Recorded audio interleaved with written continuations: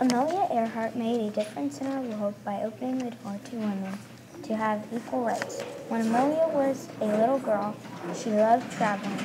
She was born July 24th, 1897. When Amelia grew up, she became a pilot. She owned her own plane at age 23. When World War II was going on, Amelia would visit the injured. Whenever Amelia was on her journey around the world flight, she disappeared over the Pacific Ocean. She was on this flight to give women their freedom. After Amelia disappeared, a lot of rumors passed around. The rumors were about how she died.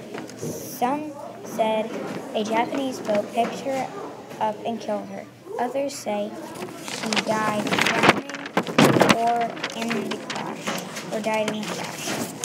Still, Amelia Earhart was the first woman to fly over the Pacific Ocean.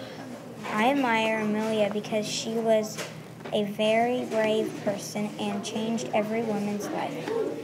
My props were a map, a globe, and a plane.